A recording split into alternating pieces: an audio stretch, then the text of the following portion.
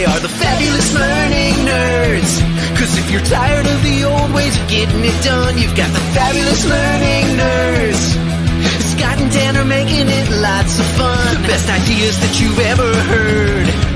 So everybody spread the word. They're gonna keep your wheels turning. The fabulous learning nerds. Fabulous learning nerds. Oh yeah! Hey everybody, welcome back to another fantastic episode of your Fabulous Learning Nerds. I'm Scott Chu, your host, and with me, my colleague, my bestest buddy, you love him, Dan Coonrod. Dan the man. Oh yeah. Daniel-san. Hey, Scott. Ooh, you're sounding good. How you doing today, sir? I'm fair to middling. Fair to middling. You know, it's been a couple of weeks. I actually missed that. I missed all of that. You didn't happen to make any trips to the bubble house, did you? To the bubble house? To the bubble room. We had a vacation, so we took a little break. So what you been doing, sir? Well, for my vacation, I thought I would go ahead and get COVID. 0 out of 5. Would not recommend. Definitely not my favorite thing. So that was definitely not a fun vacation. How about yours? How was yours? I did not get COVID. Good So it call. was much more fun. Yeah, I did relax. That's great. So the question about COVID, what superpower did you gain after you got COVID?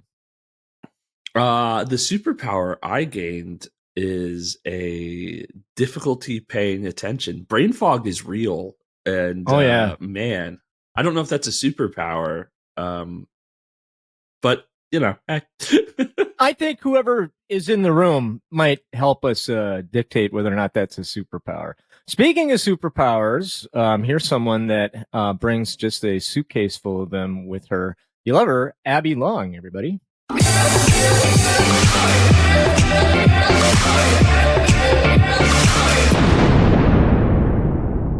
Hey there, Abby. Hey Scott.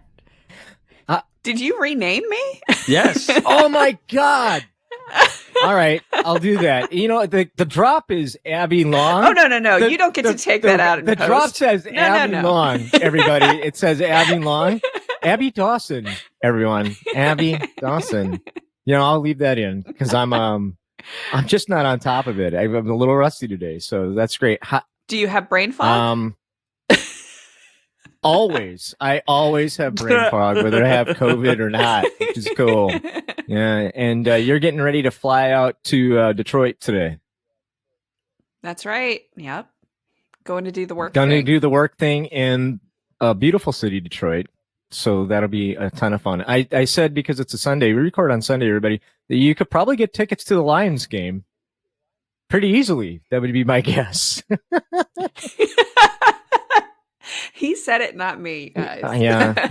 For the 2, maybe 3 Lions fans out there. All who Lions may fans listen own it. to us. They totally own it. Like, I know a lot of Lions fans, they totally own it. Like, this is the year, the third year, and but they also own it, which is awesome. Speaking of owning it, folks, we have a very, very special guest with us today. And, you know, it's rare that we find someone who's actually created something amazing in our industry, like an e-learning agency that's won awards. And we're going to get to know all about her in a little segment that we call What's Your Deal? Hey man, what's your deal? Garima, Hello. Hi, Scott. what's your deal, my friend? Oh my God, I'm already enjoying this so much. What's my deal? So, I am the founder and CEO of a fast-growing, award-winning custom e-learning firm based in Toronto, Canada. So, hello, everybody. What else is my deal? Well, I came to LND via a meandering route, like many of us, went through various different things. Tried software engineering, teaching, writing, presenting. Oh my God. But the beautiful thing I find now is all of that sort of, came together to bring me where I am today, sort of 2020 vision. You look back, hindsight, and it's like, yeah, all the dots sort of connected. And so I am in a very happy place today and happy to share that with everybody. That's my deal. Yeah.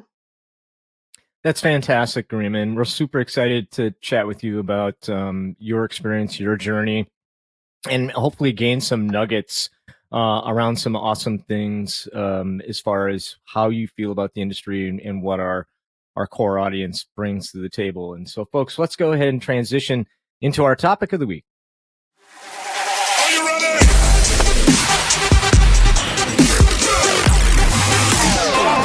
This week, Garima's bringing care, the core of our work in learning and development. So, yeah, let's start there.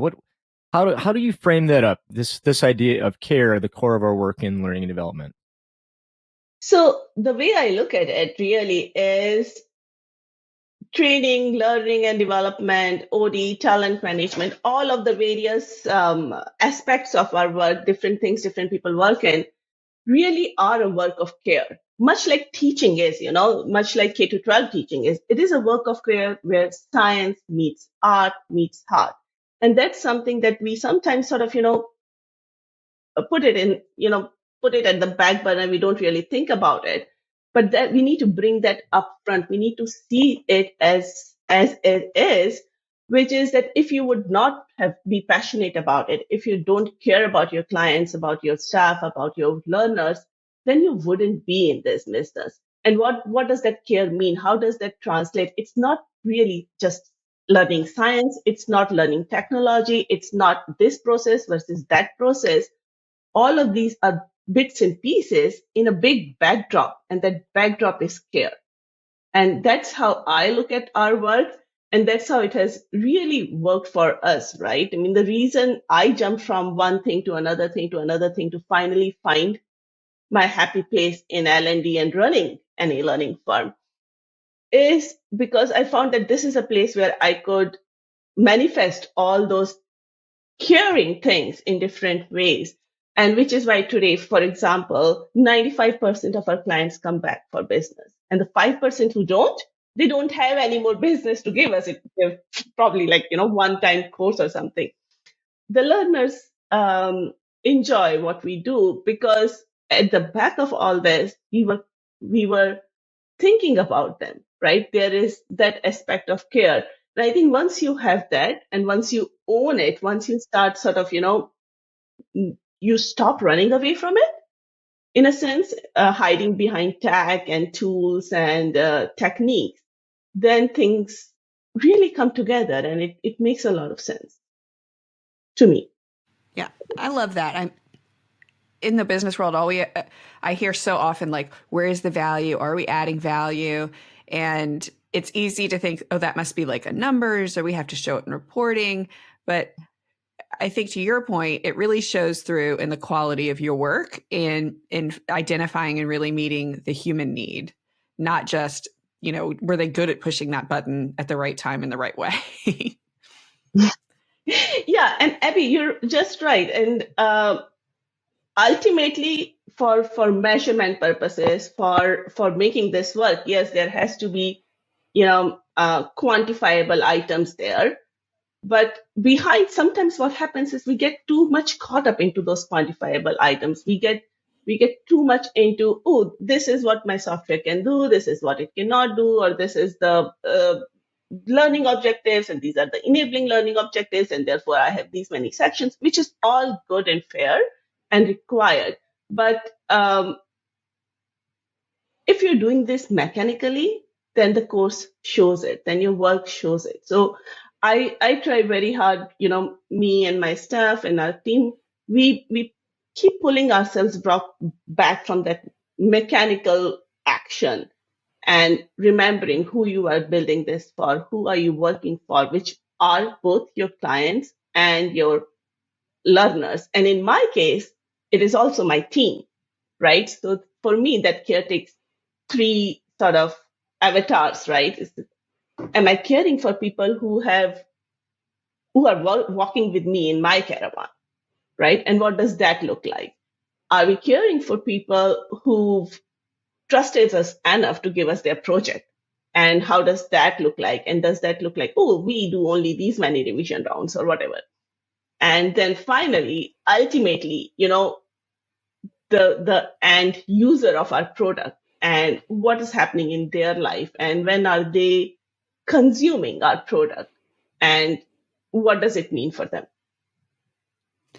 When you take on a new project, Garima, how do you, from the very beginning where you're doing the initial consultations and deciding, are we a good fit for this customer? Is this something we can help them with, to where you're working with your team and building it out and then finally launching it? How do you ensure that important thread of always making sure you're caring about your customer is cared for? How does that actually happen, manifest in day-to-day work?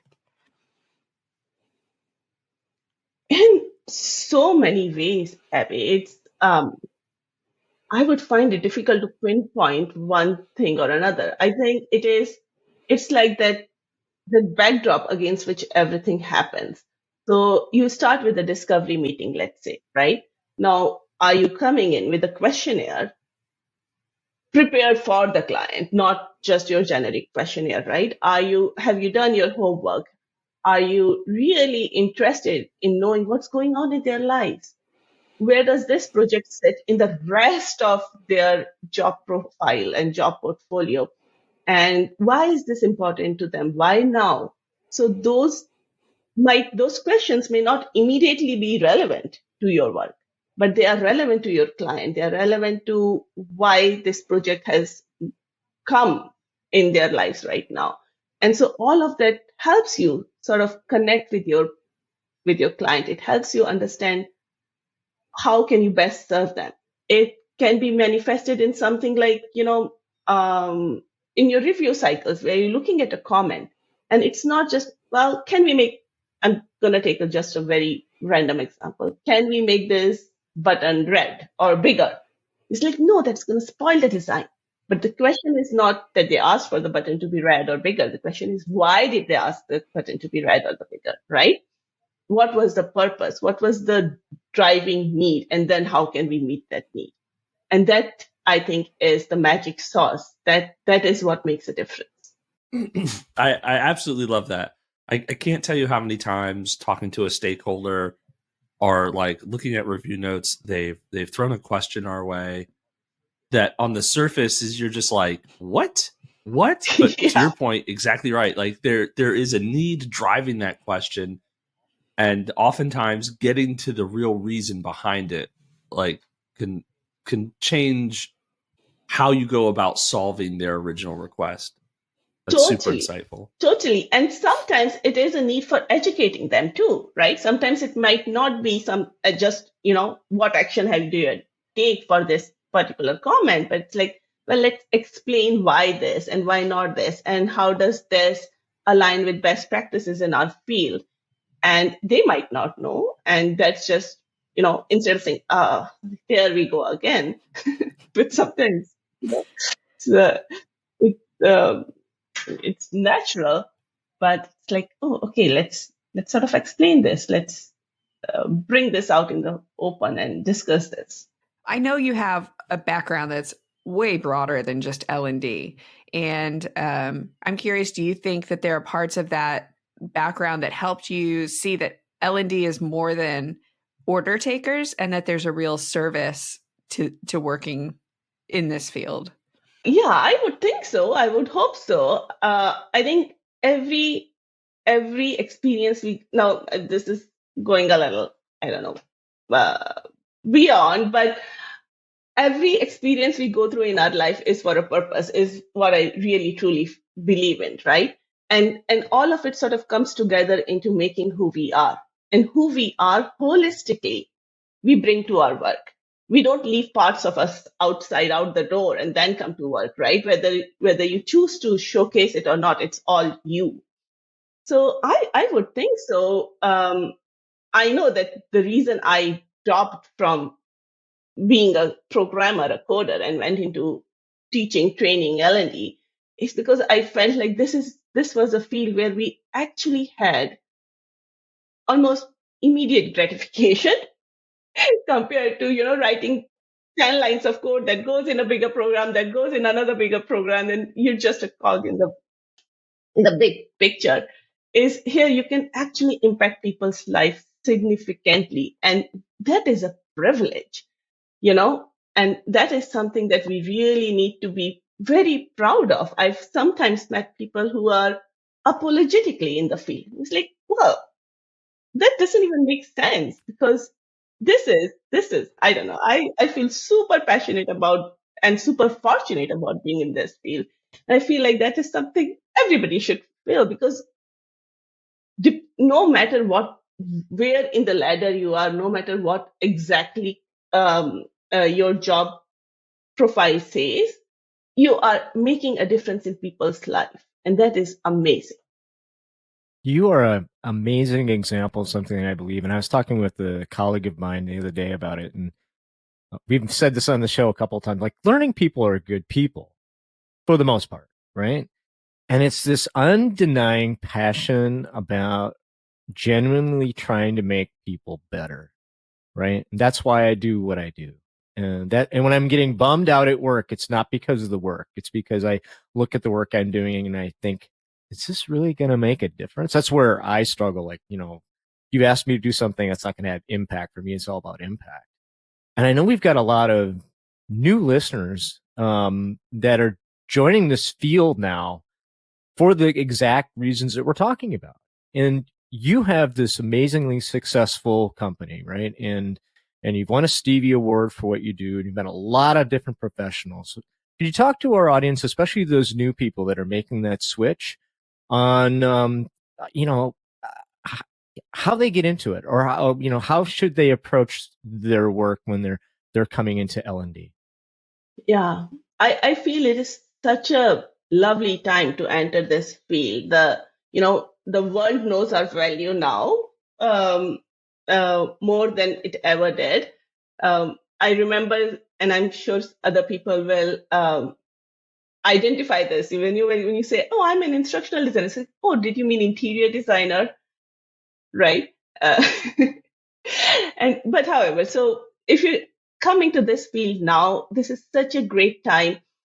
What I would say, first and foremost, know your value, right? Other people, other departments, they are, especially if you're, in a big organization where LND is sometimes seen as a cost center, there will be sufficient people out there to diminish your value. Don't do it yourself. You are the flag bearer of L&D. So know your value, know the value you bring to the organization, to the people, to the employees, to the customers, whoever you're working for ultimately, and then defend it, defend your territory. It is what you do is super important, right? It changes people's behaviors. It changes their skills, their productivity. It's an important thing.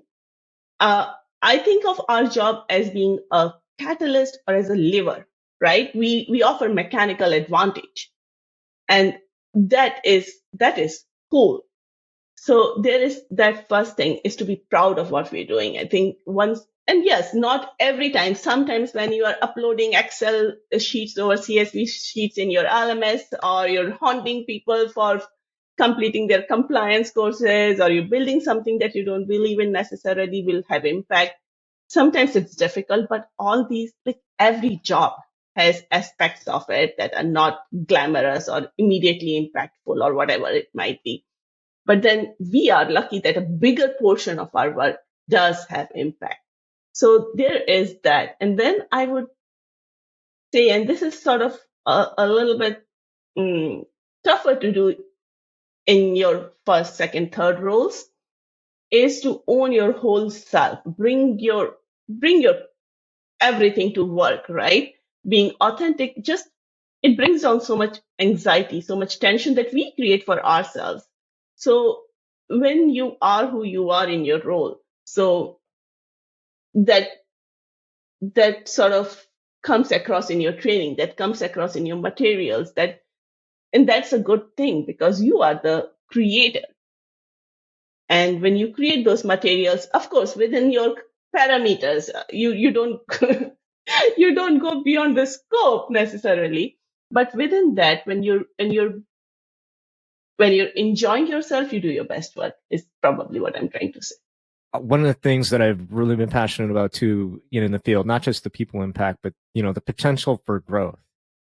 And I'm a huge believer in growth. And I just feel like if you're not growing, you're not learning. And if I'm going to be a learning nerd, I gotta always be learning. I always got to be looking at that. So could you talk to our audience a little bit about like, hey, how do they grow? How do they get better? How can I deliver more to the people that I serve? Oh, that is such a beautiful question, Scott. If we don't learn, if we don't grow, then we are in the wrong industry, right? We gotta practice what we preach. So this should be an inherent part of our works. We must have a percentage, a portion of our week, our day set aside for our own growth, right? Now, what does that look like? Depending on whatever your role is, whether you are, an in-person trainer, whether you're a coach, whether you are an e-learning developer, whether you're an instructional designer, whether you're running a L&D function and you're responsible for strategy, that might look different for different people, but you want to build new skills and you want to showcase it. And that's tough for me even today. When I was starting out, even tougher was to, I admire people who work out loud, who showcase their works in progress, who build a portfolio, and in the process, they sort of, share that on social media. That is such a huge thing to not just be proud of your end product and show your end product, but also share the process and the progress. And there's so many people in this with you. So many people get to learn from that. Another thing that I feel I needed a little bit of growing up and maturing to understand that I would love to share is this concept of borrowing brilliance. That concept of not being, and it's not copy and paste, but it's looking at other people's work, understanding them, and then building on that, learning from that. We are lucky to be in a field where people share. They share their process, they share their code, they share their final product. People are doing amazing work out there. And unfortunately, many of it is still behind a firewall of different types, but there's sufficiently out there, which is out in open, whether it's demos of people or companies or whatnot. You learn from that. You become a sponge, and then you build on it. So this concept of nobody becomes immediately brilliant. We borrow brilliance and then we build on that. And so we are standing on each other's shoulders in that way. I think that is really important. And if people are, whether you're new or old to even if you're a veteran to the field, you are looking at what everybody else is doing. You're reading people's work, you're understanding it, you're sort of bringing it into your world and seeing how does that apply. I think that is so crucial. That's awesome. And I'm curious your ideas. I've also found a lot of folks who are new to the industry think L&D is just design. It's just instructional design, like creating resources. It's bigger than that, though. And what kind of message would you share with those folks? Because like one of my passions of L&D is working a lot in project management, because you get to hear everything that's going on. And I love that. So what would you say to someone who's new to the industry? How do you find out what's out there, and how do you continue to grow into like new parts of the industry? I love this quote, and I'm 100% gonna get it wrong, but regardless, if you judge a fish by the ability of how well it flies, it's gonna fail. You need to know what your own strengths are, and instead of then working on, oh, this is my weakness, and I'm gonna work on that. You work on your strengths. You work for your strengths. We live in an era where we can, to some extent, and for some people, choose the field, right? And L&D has, as you correctly said, Abby, there are so many inroads in it. You could work in tech, you could work in project management, you could work in design, you could work in strategy. And the way you figure out what all is there is by talking to different people. So I love opportunities like this, when you're putting podcasts out there with different people and you can actually hear what people do. For me, the best portion of my day is running the firm. Right? I enjoyed that. I enjoyed that end-to-end operations and sales and marketing and just like that mixture of everything. The many of our clients come back to us for the excellent project management we do. And that's funny. That's the most important piece for them because they're like, you guys are headache free. We don't have to worry about anything once we give a project to you. So that is a big piece of work that, that is part of L&D. So the more you listen to podcasts like these, the more you find out what other people do, you can find your way to what is best for you.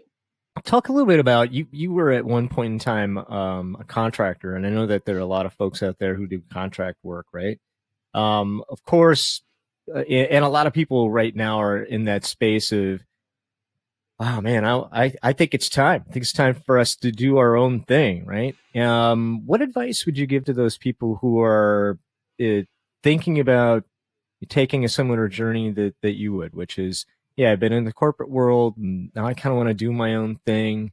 I don't really know where to go, or I don't really know how to get started, and quite frankly, that it's a little scary thinking about. What would you say to them? Oh. If you would indulge me, I would start with our origin story just for a minute or so. Because I used to work in corporate training in a few jobs, one after another. And then I started feeling exactly as you said, Scott, like, yeah, I want to do my own thing. I want to have a wider experience. I want to work with different style guides at least. So, so at that point of time, when I decided to start, it was such a scary time. Even when I look back and it's like, how did I do that? I had no relationships. I knew nobody. All I had was one laptop, right? And because there was so much risk inherently associated with leaving a full-time paid job and then jumping into something where, you don't know whether, one, how do you get your first project? And then how do you get your second project, right? I took a two-pronged approach. I started my master's in instructional design at the same time because I was a software engineer. So I didn't have a formal training in the field I was going to get a company started in. So I decided to do my master's and at the same time start a company. It was like, well, one of this will work out. And luckily for me, both of them did work out. Our first course itself won the International eLearning Association's Gold Award for Best Blended Program for an academic institute. And then we just sort of moved on from word of mouth. But for people who are, and it is the gig economy, there are opportunities, so many different platforms where you can start freelance or start as a contractor. It's easy to do now. But before you do that, make sure, I think, financially that you are okay with the risks that are associated, that you're okay with going X amount of time without a contract when you are in between contracts. So don't go in with rose-colored glasses. It is tough out there because, you are selling yourself every time. And because you're selling yourself every time, good work ethic becomes non-negotiable, right? You got to respond to emails on time. You become a business. You cannot, that is just essential. So you need good work ethic. Make sure you assess yourself for that. If you have that, then only go into the business because there is no substitute for that. And once you have that and you've understood what your core strengths are, for example, I figured out I would tank if I was to go into in-person training, if I was to run sessions. I knew that wasn't my strong suit, but I knew when, e-learning, I can crush it, right? So I decided that my company will focus only on digital learning. We will not run any workshops, we will not do any classes, but we will enable people. We would do blended. We would design your PowerPoint and your speaker's note, but we're not going to present it. And so that was still pretty wide, but that was my niche I'm only going to do e-learning. So once you figure that out, you know that you are financially okay with the risk associated and you have strong work ethic, go for it, my friend. I'm so glad you said that you were okay with saying, I'm not going to do a thing I'm bad at. I think people feel like they have to be able to do whatever's asked of them, and it's not realistic. If that's not what you're good at, don't do No. bad work. Oh my God, don't do bad work. No. Because, there is a real halo bias. And just the opposite of it is if you do one work that's not good, people will assume you're not good at anything. Vice versa, if you do one good thing, people will say, oh, you've made this amazing award-winning e-learning. Can you also do something completely opposite for us? Like, nah, thank you. Can I piggyback on the e-learning idea? And I'm so glad that you've shared your story. I think that's great. And there are a lot of organizations out there that build e-learnings. I've built plenty of e-learnings, right? So, aside from that care aspect that we started the show off with, what are some things globally that if I come to you and I have a project and I want to do X, Y, and Z, what are some pieces to your success that are going to go into each and every project? Could you talk a little bit about that without giving away everything? Like, I don't want to have you give away all your intellectual capital, but I would certainly love to know, like, these things are really important. And these are the things that I constantly talk to my team about when it comes to instructional design, especially in e-learning. I don't mind giving anything away. Because it's not really concept so much as it is execution of the concept, right? As I said, care as the backdrop of everything you do, essential. Understanding the scope of what does success mean at the end of this project? What are you actually working for? And it sounds very basic, very fundamental, but I mean, I tell you from experience, it's not always very clear, right? So having that sort of clarified ahead of time is important. Is okay, what are we together working towards? And it's more than can we build a 20-minute e-learning on a code of conduct, right? It's more than that. It is okay. Why? What does this result in? How are we measuring that? All of that stuff upfront. And this is I have no other way of saying this. Finding the best people you can to work on the project, right? Getting that alignment right is, some people are good at something. Some people are good at technical training. Some people are good at interpersonal training. And there is a natural sort of inclination towards one or another. And some people are good at everything. But finding the right team to work on the right project is essential. And I'm speaking from my perspective. It might not be applicable to everybody, but in general, making sure that teams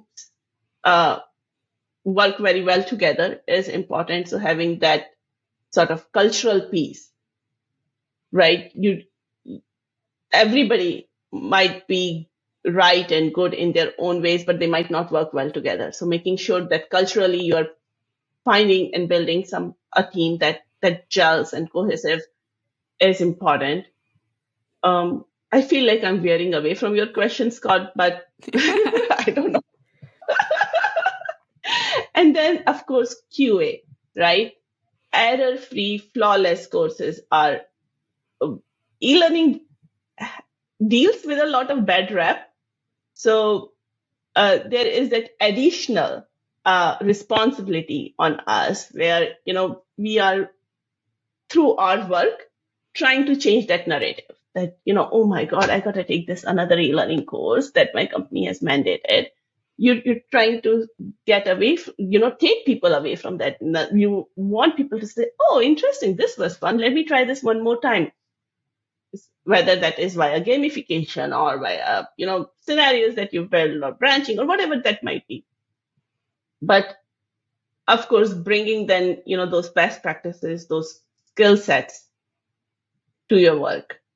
I guess a mixture of all of that. I don't know.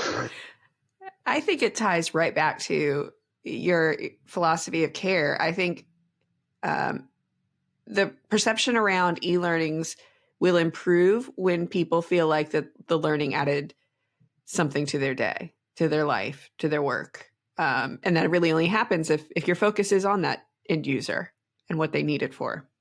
Yep. So I'll jump in real quick here, just to kind of switch gears. If you could give anybody entering into this field, like, any advice, what would that be? First, stepping in, I would say don't be in a rush to define yourself too narrowly. Look around at what else is there. Play around with things, play around with tools, and try and find opportunities to do different things, so that you can, in a few years, figure out where you really rock. And once you have that identified, then keep working at it, keep growing. And our field is interesting because there is a mixture of age-old principles that don't change, because people are people. People learn the way people learn. So there is that learning science cognitive piece of how people learn that's the bedrock of our work, right? And you need to understand that. And you should spend some time understanding how adults learn, how that thing works, right? How what is the forgetting curve? What kind of interventions work? What are the different theories of learning? So that's the foundational piece. But from a tech perspective, things are changing all the time. There are new tools coming, and while LND things change comparatively slowly, there's so much happening out in the world that you would want to keep a finger on. What are the other tools in the web industry, right? In what's happening in marketing, for example, all these things sort of connect. What's happening in AR VR space? Not everything, and that's why I started with figure out what your niche is, and depending on whatever you've figured out, right? There are different project management tools coming out for AB. So keeping an eye out on the world outside of LND is, I think, important as well, because we can sometimes become very, very narrowly focused on just art. And I think that's a trap. I saw a post this week on one of the social channels I follow about LND, and someone said, "I'm new to LND. Where do I start?" And I was like, "Ask like 10 more questions. That's where I would start." I think that's so. It's I would love to give it advice, but where do I start? Right. Well, the beautiful part about all of that, Abby, is that there is so much. We talked earlier a little bit about how do we grow, and I've got a new employee who's brand new into LND, right? And part of the things that we're talking about, like, hey, once a week you're gonna take a webinar. Well, where do I find a webinar? Well, they're everywhere. Do you know they're everywhere? All you got to do is sign up for one of these learning and development digital magazines. You're going to get invited to 100 of them every week, and you just got to stay on top of your game. So, I mean, the information's out there, and I love what you had to say, Garima, about and this is so true. Like, I'll share everything, right? And I have no problem sharing with you my success because I want you to be successful. Mm-hmm. We case everything, copy and steal everything. We just like, oh, that's a great idea. Let's go ahead and we'll do all that. So I really love that attitude, and I think that's great. One of the things you said that I thought was interesting, like, well, people learn the way that people learn, and I agree with that. However, I feel like in today's environment, one of the challenges that I know I have is this: we have a real time constraint, not just from a bandwidth perspective, but the internet has kind of ruined our brains a little bit. Right? Because we have, information that's right there all the time. Uh-huh. And so we don't take that time to really dive into get deep learning. And so that kind of changes our approach a little bit. Could you talk, what are some tips and tricks that, or even some things that you might see as far as, especially in, e-learning, right? We talk about the 20-minute e-learning. Gonna raise my hand. I'm sure your 20-minute e-learnings are awesome. I find that 20 minutes challenging. So, what are some of those challenges that your team faces in today's world of technology and learning, and what are some things that you've kind of done to overcome that? Totally. The currency of today is attention, right? Where are you putting your attention? Because it's no longer knowledge, it's no longer information. There's plenty out there. In fact, somebody might even question then why create an e-learning course? There is often whatever you have in that e-learning course is available out there, a Google search away. Everything is a Google search away. Sometimes you feel like. However, there is an abundance of that, right? So for instructional designers, for e-learning creators, for people who are building a workshop or a seminar or a webinar, the trick is then to understand from all the content that is possibly available, what is of value, right? And then what experience can you put that in? So it immediately becomes relevant and it becomes something that I can apply to my problems. Because ultimately we are problem solvers, right?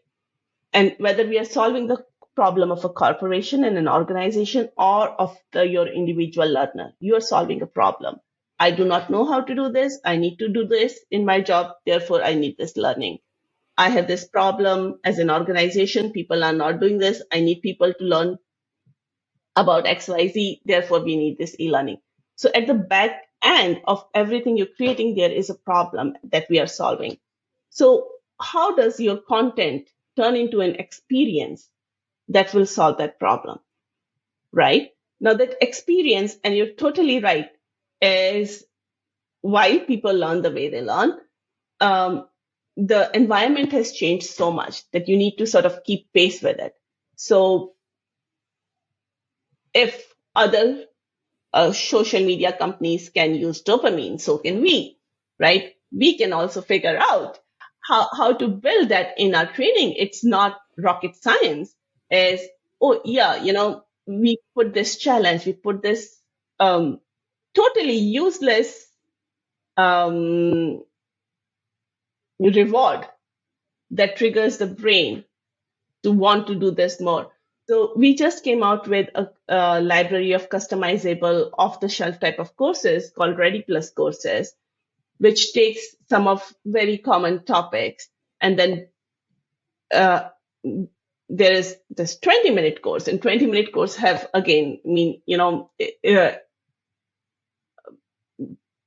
they are not micro learnings, they are not short videos, but then there are topics that need that length to really go into. Not every topic is well served by a 5-minute training. So what is your topic? What will actually serve it? Sometimes clients will come to me and say, okay, how long should this be? It's like, as long as it needs to be, right? That is the right answer, is that there is no magic 4.5-minute length for a video. It could be 30 seconds long and do its jobs, and it can be do its job and it could be longer. It's as long as it needs to be, right? So if I only have 5 minutes, well, you know what? We're going to need to chunk this out, or we're going to need to dive into what's really important. And all too often, I feel like, these people I serve, like, what's important? Well, everything's important, right? So, but we know that that's not true, right? Everything is not important. So You only got 5 minutes. What are the two things? I'd say 3, but 2 things. What do we really want to accomplish? So I think that's awesome. Yeah, there is. If I can just add one more thing, as you said, because that is for just people in e-learning, you have such a beautiful tool at your disposal where, you could have people branch and have adaptive content. People can have different experiences through the same e-learning module. So if they have 5 minutes, they can do this condensed version. If they have time, they can take more scenarios and more case studies. If they want to, they can practice this. But if they don't, then they can jump off and just give the quiz. There are, within one e-learning, you could have various experiences built. And if you have the flexibility to do it, then why not do that for your learner? Fantastic. Hey, we're getting to that point in time where we're going to start to wind things down, but I would love to open it up to either Dan or Abby. Do you have any questions for Garima? I just wanted to say we connected through Jacqueline Hutchinson, a mutual friend, and it's a great example of if you want to meet new people, if you want to learn more, be willing to reach out and connect. People are incredibly generous, but also please make sure you're giving back. So thank you. No, I just want to say thanks. This was a fantastic conversation. Talking about care and actually like caring about your audience and your stakeholders and the people who are like asking for the material. I've said it before and I 100% agree. This is a passion-based industry, and care is that component that, like, if you're not careful, kind of gets like washed out and you're left with just making a training. And if you find yourself in that spot where you're just making a training, like, you're doing it wrong. Like, you have to care. You're making things for people. So I love that. I'm so glad you brought that up. I was saying, yes, if you find yourself in a spot, Daniel, you said it just right. If you're just making a training, then see why do you feel like that? Maybe you're in the wrong spot. Maybe you're with the wrong people. Maybe you're doing the wrong part of LND, and fix it. Thank you so much. We appreciate it. Good stuff. Garima Gupta, could you do us a solid and let our audience know how they can connect with you? Absolutely. Best way to connect with me is on LinkedIn. Find me. It's not a very common name. You should be able to find me. My company's Artha Learning. So, there, or write to me at Garima at arthalearning.com. Artha, A-R-T-H-A. It's actually a Sanskrit word for meaning, because we believe in making meaningful training. So there is that. Website, arthalearning.com. I hope to see you somewhere on one of those channels. Fantastic. Really great conversation today. Really great inspirational stuff to, our audience. We really appreciate it. Daniel-san. Yes, Scott. Could you do me a solid and let our audience know how they can connect with us? Absolutely. All right, party people. If you haven't already, email us at nerds@thelearningnerds.com. Join in on the conversation, ask us questions, tell us what makes you care about learning and development. If you're on Facebook, you can find us at Learning Nerds. And lastly, for all of our Instagram peeps, you can find us at Fab Learning Nerds. And if you haven't already, check out our website, www.thelearningnerds.com. Scott? Thanks, Dan. Hey, everybody, do me a favor. If you could go ahead and hit that subscribe button and share this podcast out to your friends. We really, really appreciate it. Leave us a review if you're on iTunes, Stitcher, wherever you get your podcast. We certainly love to hear from you. And with that, we're going to go ahead and wrap things up. I'm Scott. I'm Dan. I'm Abby. And I'm Garima. And we're your fabulous learning nerds, and we are out.